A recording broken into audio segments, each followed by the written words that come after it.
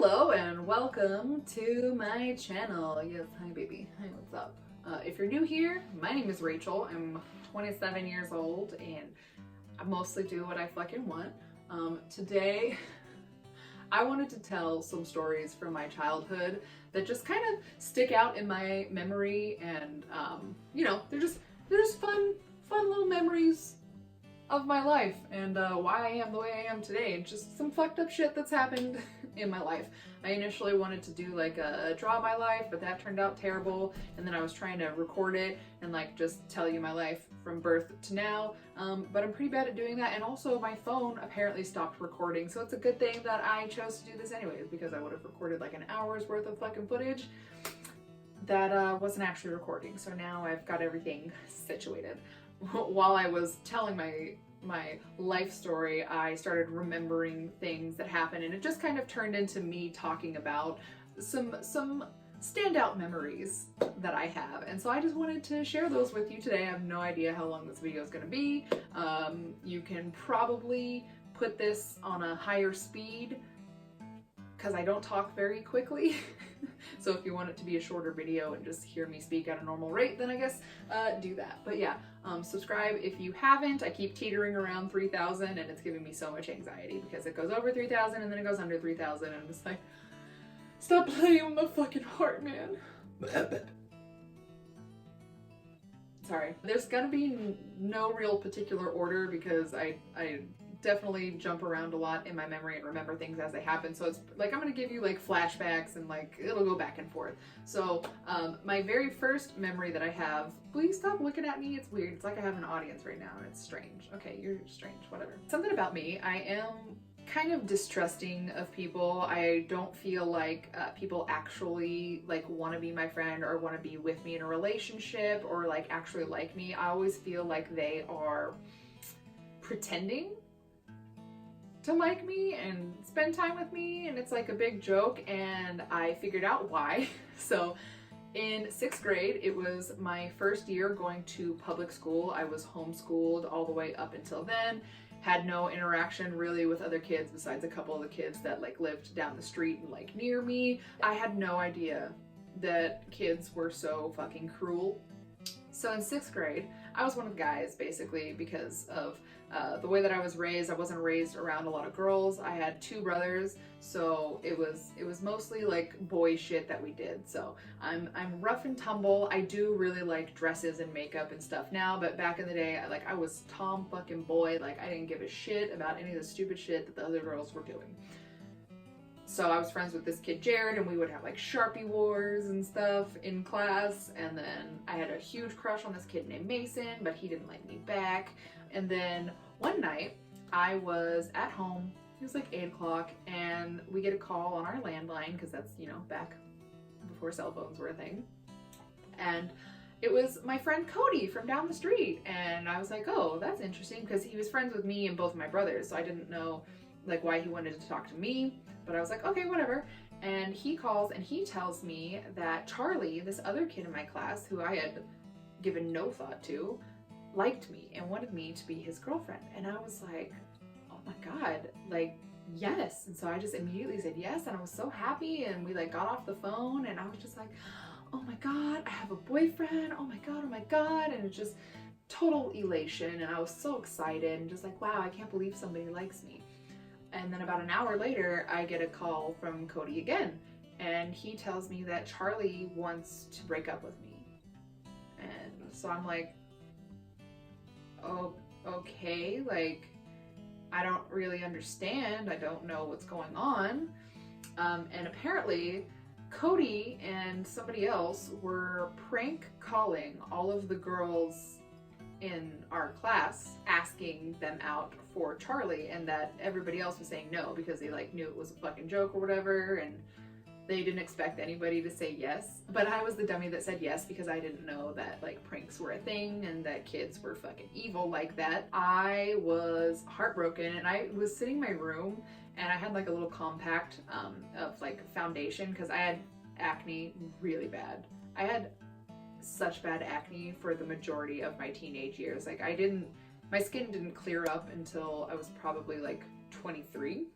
Yeah, I think 23 was when I started having clear skin and feeling comfortable not wearing makeup. I would literally go swimming in a full face of foundation, or I would like avoid things like that because of my acne. It was a bad time. Anyways, so I was sitting in my room after just getting my heart broken by this boy who I didn't even like.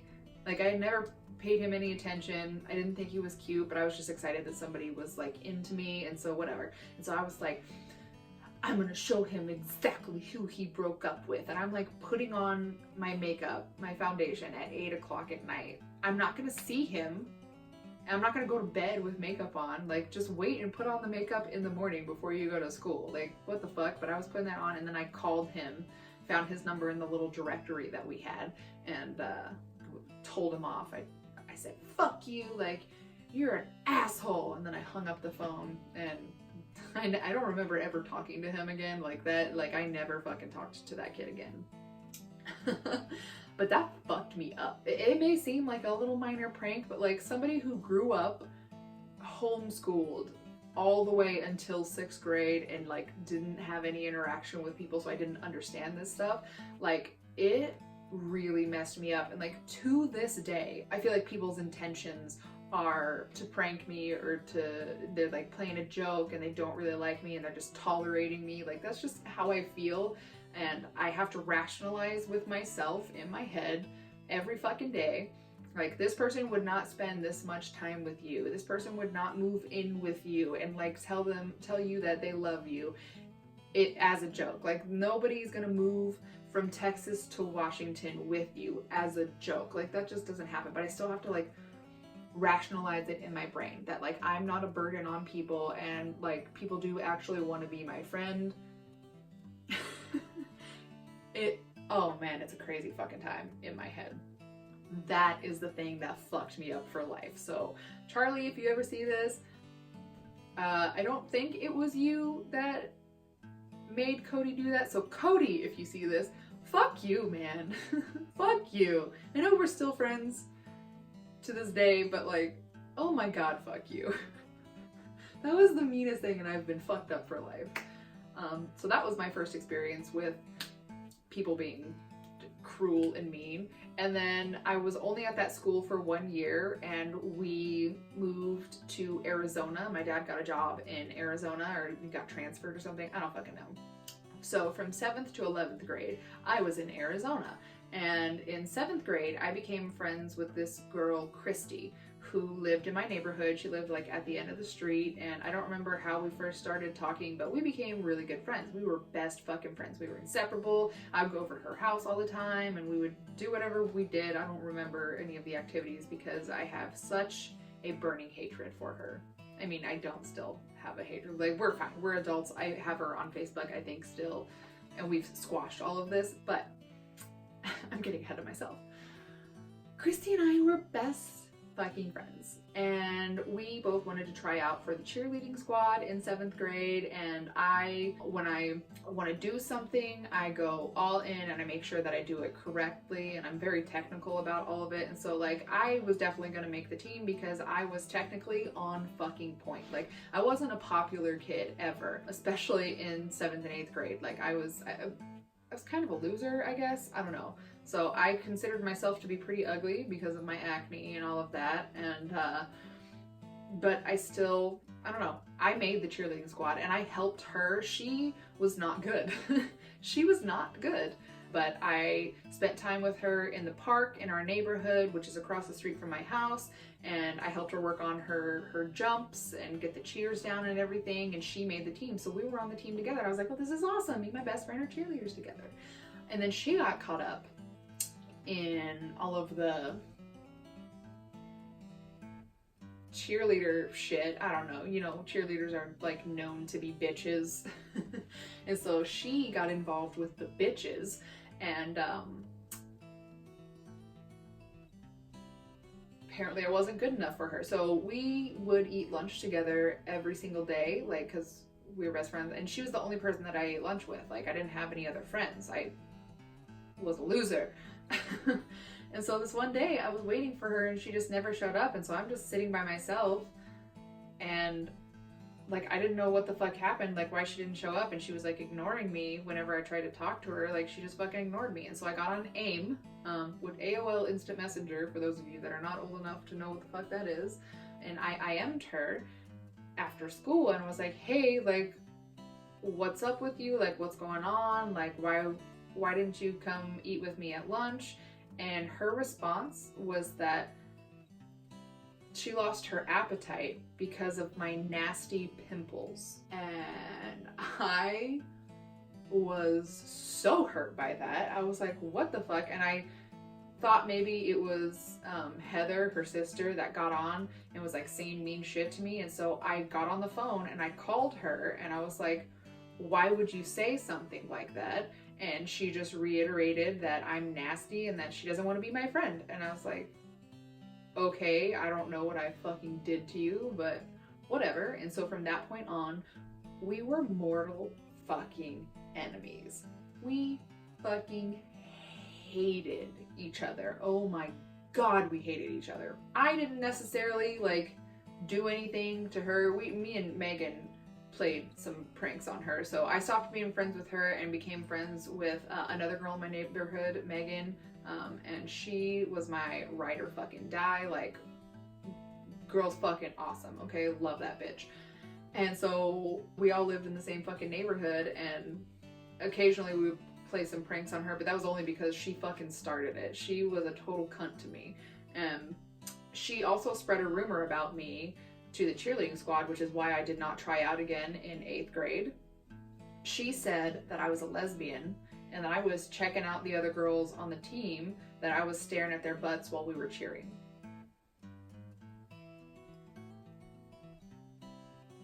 And at this time, I did not know that I was bisexual. Like, I probably unconsciously, subconsciously, I don't know, whatever. I probably did it without realizing. If I did, I do have like a staring problem. My eyes just want to look at shit, I don't know, and I go into another world and I don't realize that I'm like staring at something. So I could have been, but she spread that rumor about me, and so then I was like alienated from the rest of the cheerleaders, and I never got along with all of them anyways. Like, they were super cliquey, and I just didn't fit in, man. I just didn't fit in fucking anywhere. I was such a fucking loser, man. Nobody ever had a crush on me that I knew of until later. Apparently people had crushes on me. I'm like, I was tall and I was awkward and I had acne and just, I don't know. I guess I was different. I don't feel like I'm that different, but I know that I'm different now.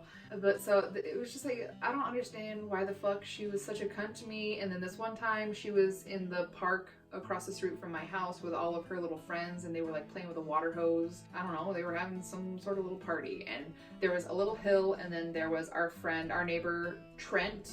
That's where he lived. He was Jonathan's friend. And so me, Megan, Jonathan, and Trent were all just hanging out in his front yard. We were just chilling because his parents were weird. Whenever he got home from school, they wouldn't let him go inside because they were like gone at work. And so they had to stay outside on the front porch until their parents got home from work. I don't understand that at all. They were super strict. Like, I thought my parents were strict. No, they were strict as fuck. We were all hanging out on his front yard. And I was wearing a blue striped shirt. It was my favorite blue shirt. I wore it all the fucking time. And this is important to the story, okay? They are down there playing in their fucking water, and I guess Christy whispered to one of her friends to like insult me.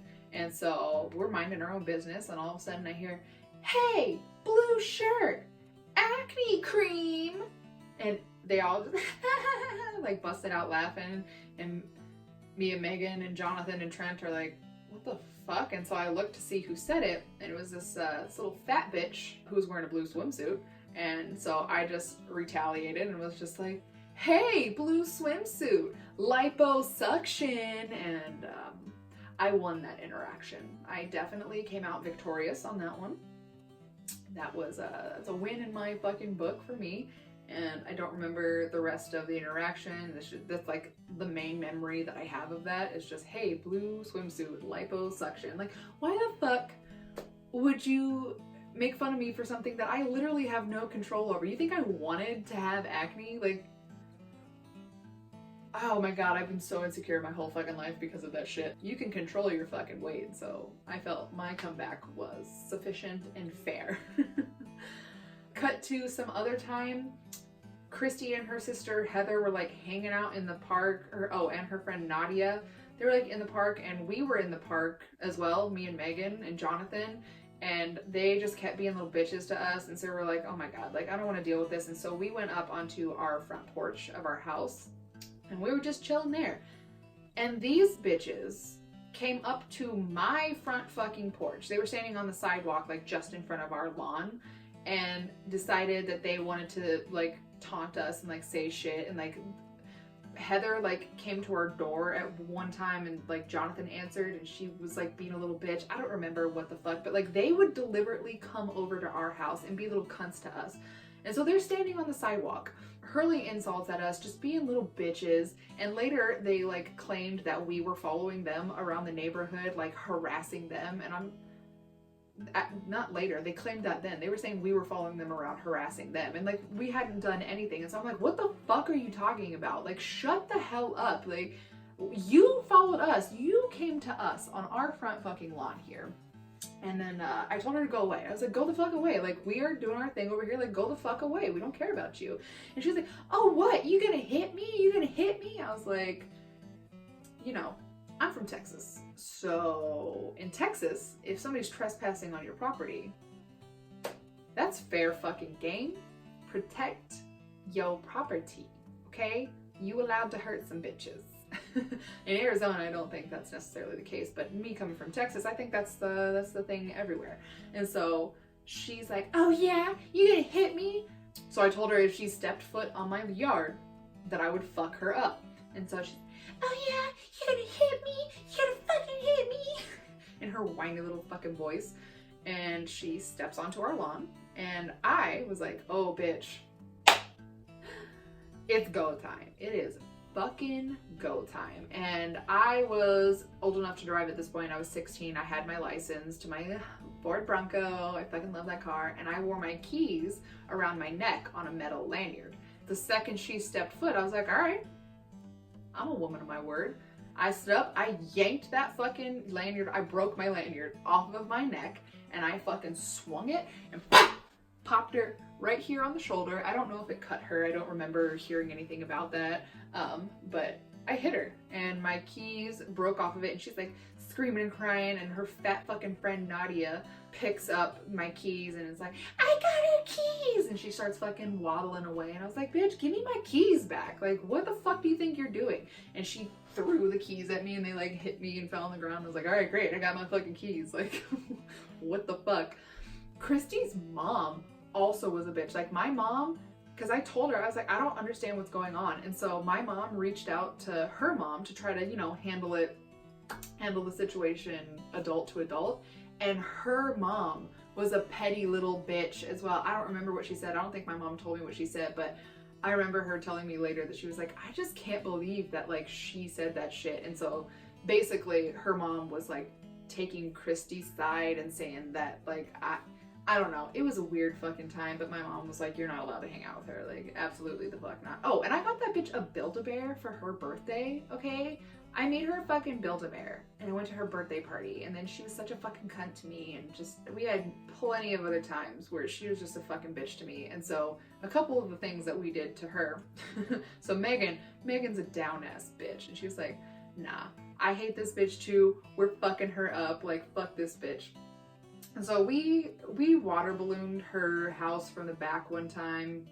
There was a canal behind, and we would jump the wall and like go back there, and we like water ballooned her house. We toilet papered her house, we egged her house. And then when Christy got her license and her parents got her a car, Megan shit in a bag, a Ziplock bag. She took a poop in public. We were in that park, and she went over behind a tree and she pooped. This girl has no fucking shame. She pooped in a Ziploc bag. And then she took the poop and she went up to Christy's car. Like, we snuck out of our house. We saved this for later.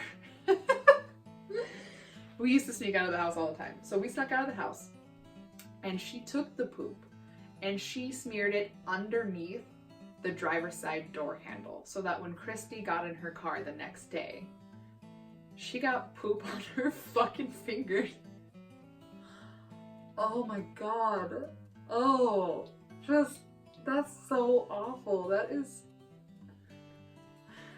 some of the worst fucking, that's the worst shit that we've ever done. Like, she put her own feces underneath the door handle of her.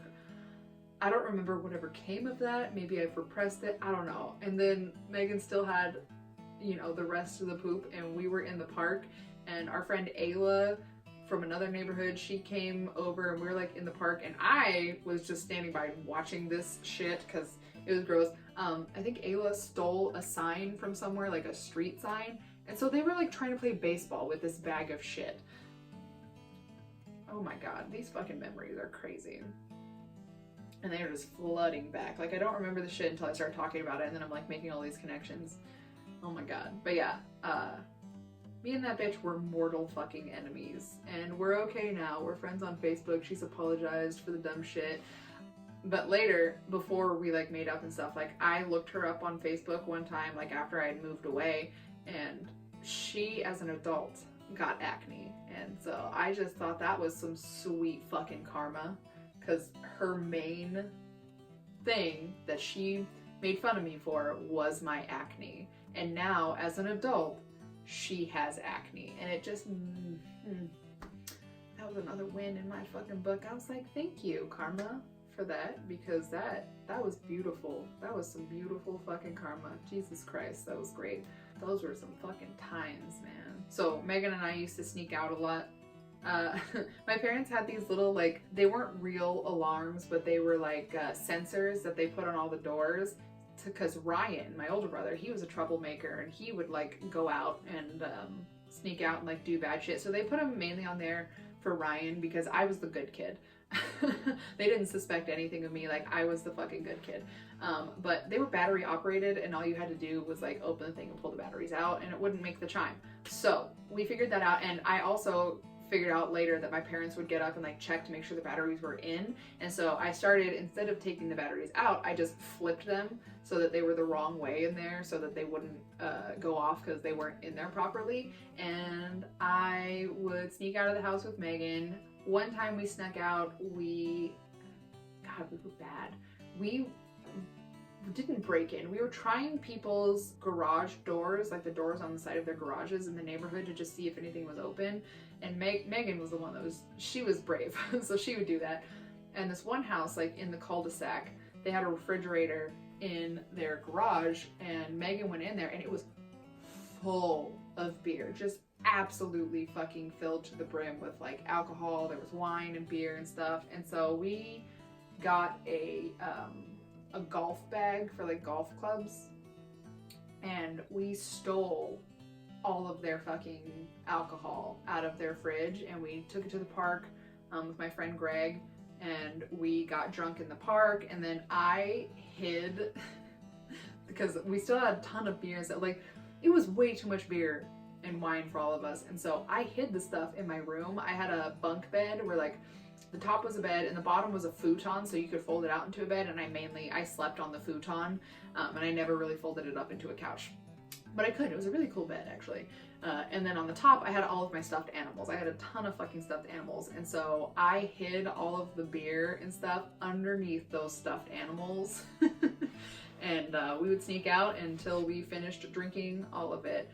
And the canal behind our neighborhood, we would jump the wall. It was very dangerous. Oh my god. We would jump the wall, and we were out from like midnight till probably like 3 or 4 o'clock in the morning. Like, I would come home when the sun was coming up sometimes, and so I would be going to school just like super tired, and I would sleep in class sometimes.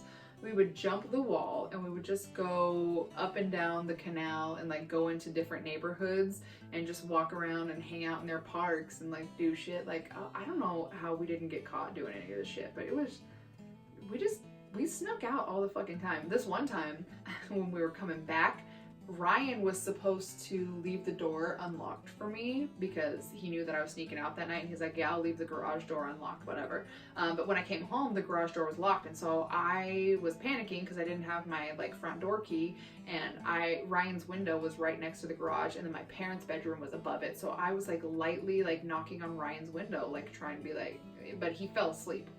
He was dead asleep, and so he didn't wake up to the knocking, but my parents did. All of a sudden the light comes on that's right above the side of the garage door, and so I real quickly, I had taken off my shoes because there was gravel and I didn't want my shoes to like crunch and my parents to hear it, so I took off my shoes and I ran and I hid behind the air conditioning unit that was between Ryan's window and the garage door, and I was just like crouched down. I don't know if my dad actually saw me and just pretended he didn't, or if he just couldn't see me, but my dad came out the door and he looks left and then he looks right, and like right over my fucking head, and my shoes were on the fucking air conditioning thing, so maybe it was just too dark outside and the light like obscured his vision, because I think I've asked him about it and he's like, no.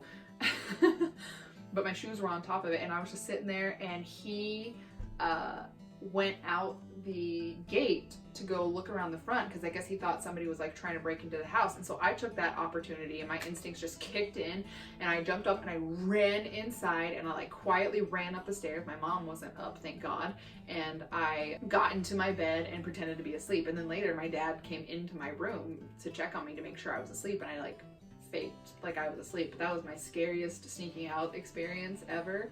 But like it was so, like, we would sneak out and go play truth or dare with some of our other neighbors. I dated this kid named Josh, who I think he's 3 years older than me. So I think I dated him when I was 14. So I was 14 and he was 17, and he was my boyfriend. So we'd sneak out and I would like make out with him like on the canal and stuff, and we would drink beer together, and man, just some crazy fucking memories, dude. Holy shit. My junior year of high school is when I started getting in trouble. Like, I was a really good student. I was like a straight A fucking student. And then my junior year of high school, I met this girl, Nicole, at church, and we became best friends as well. And I can't find her. I'm pretty sure she's still alive, but I can't find her. She's like not on social media or anything, and she's changed her phone number, and so like I can't find her. But me and her and Megan became like the three fucking amigas, you know. We were friends, and I met her at church, and she introduced me to marijuana. We were on this one church trip and to Six Flags, and so we were all staying in a hotel, and it was time to leave, and so we're like, okay, we'll meet you down there, we got to finish getting ready. And they're like, okay. And so one of the counselors like was still in the room, but me and Nicole went into the bathroom, and we turned on the water faucet, and she like made a pipe out of foil, and so we were smoking out of the foil pipe and like blowing it into the toilet, like ghosting it into the toilet or whatever is what she called it. And I don't know how we got away with that because they didn't catch us, and we went to Six Flags just stoned as fuck. And then another time we went on another church trip. They had like, I don't remember what it was called, but there was like competition. So we'd get together with a bunch of other churches from around the state, and we were in Payson, Arizona. Was it Payson? I don't remember. We were somewhere, and like I was there to play basketball with them, and there was like other events going on, and you can like win medals and stuff and trophies. And Nicole and I went, and we hid weed in one of the bathrooms. We like were staying, so there was this big stadium that everybody was staying in, so we had sleeping bags and like a hammock and everything, and so there were like stadium bathrooms and stuff. And so we wandered away one time, and we went and smoked weed in one of the bathrooms, and then we hid the pipe, which we had a glass pipe this time, and the weed in women's restrooms. If you're not a woman, there is usually a little metal trash can in there for tampons and what have you, and so underneath the trash bag is where we hid that shit. Pretty good hiding space. Nobody found it, and so we would like escape and go there and like smoke weed and stuff, and we were just so bad. We were so bad, and we had pacifiers because we did ecstasy as well, and so we didn't do any on that trip, but we had pacifiers, and we did get accused of like doing drugs, but we were like, no, we didn't, whatever, and we got away with it. But that was some bad shit. And oh my God, whenever we would go to church, there was the main church service that my parents would be in, and then there was like youth church, Sunday school, I guess, and it was in another building. And so we would go over there, and this one time we snuck out. I don't know how we did that, but like we went behind the building, we tore a page out of the Bible, John 3:16, I think, and we rolled a joint with it, and we smoked weed out behind the youth house. Oh man, and we would go to Wednesday night church just high as shit. I would pick her up in my Bronco, and we would go hotbox my fucking Bronco. We would go to Wednesday night church stoned as fuck, and then afterwards we would go to McDonald's and get chicken nuggets, and just, man, we did some hoodlum shit. And then I would sneak out with her and go to her apartment where she lived with her mom, and her mom was like a pushover, and so she like never did anything. We literally sat in her living room in her apartment. It was like a 2-bedroom apartment, right? And we're in the living room, and we went under a blanket, and her mom is in her bedroom, and we're smoking weed under a blanket in her fucking living room. Just like, what the fuck? We got into so many shenanigans, and that's when I started getting in trouble, was my junior year of high school with all that shit. And so I started skipping class. Like, I was really unhappy with like basketball and everything because my coach was a complete asshole, and he's like, he wanted me to be on varsity, but then I would play with JV and practice with JV and everything, and then I would sit on the bench during varsity games, so I like wasn't playing any of my I don't know, it was a whole lot of bullshit. And so I was just super unhappy, and then I started doing all that shit. I called my mom a bitch and like ran away from home. Oh my God, I ran away from home. I forgot that, and I had my car. Wow, I ran away, I think for like 2 days. And I went and just stayed at random friends' houses, and then I finally came back. But damn, wow, I forgot about that shit. I ran away from home. But yeah, so we just got in a whole bunch of trouble, and so I started skipping classes, and I would just go and hang out in Megan's drama class. Like I had that same teacher in that same class, but like a different period, and so then I would skip one of my other classes and go to there when Megan was there. And my teacher was like, you know, Mr. McDavid, he was like, I would rather you be here than be wherever the hell else you would be. So he let me stay in there, and he was a good guy, man. I think he was in his like, I thought he was older just because I have no concept of people's ages, and so I thought he was much older, but I think he was probably in his 20s. But he was a really good guy and let me be in that class. And I ended up passing 11th grade because my mom went to the counselor and like begged her. She was like, there's gotta be something we can do. Like, she's been such a good student. She's going through this phase, and like they let me make up all of my assignments and stuff. And I had this one teacher, Mr. Volk, who fucking picked on me all the time. And he used to be my substitute English teacher in my sophomore year of high school because my teacher went on maternity leave, and he was our like fill-in. And he singled me out, which I wasn't like a bad kid in school. I was good. I was quiet. I reminded the teacher of homework. I was not the class clown. That was not me. But for some reason, he picked on me so fucking hard. And looking back on it, I think it was a creepy kind of situation. I think he, that was a scary sound. I don't know. I think there was a little bit of weirdness there. And so he would like ask me if I was gonna behave. He's like, Rachel, are you gonna behave today? And I'm like, literally like, when have I ever fucking misbehaved? There are actual kids in that class that are class clowns, and they disrupt things and they do stuff, but I'm the one that's getting in trouble for, I don't even know. And he became a permanent teacher, and was my junior year English teacher, and picked on me the entire fucking year. It was really creepy. And then, you know, I had my little episode, which I think only lasted for like 2 months or something.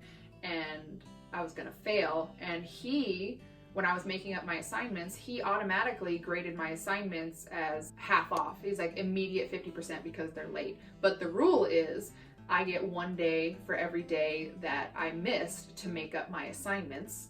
And he was trying to make up his own rules because he was on like a fucking power trip, and tell me that I get an automatic F. So like I was going to fail English, and I wasn't going to be able to pass my junior year because of that, and I would have to retake it.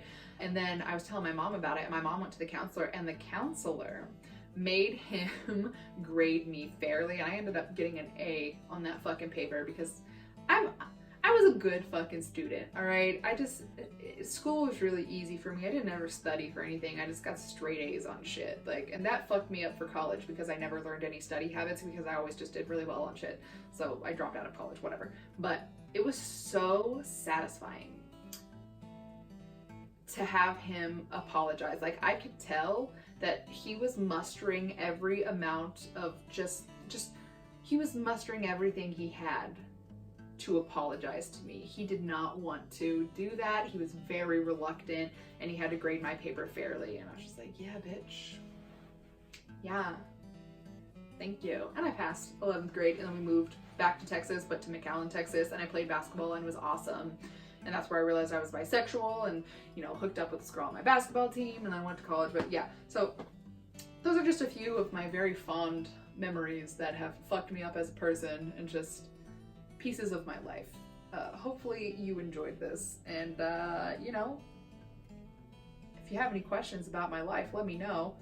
I wanted to do a draw my life, but I am not organized enough for that, and I'm all over the fucking place, and I can't do that shit. So those are some fun stories.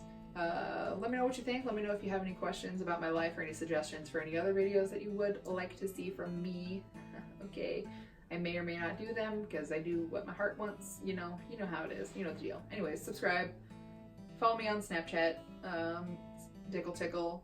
Instagram is Crazy Cat Lady Starter Pack. And what's my Twitter? Twitter is Dickle_Tickle.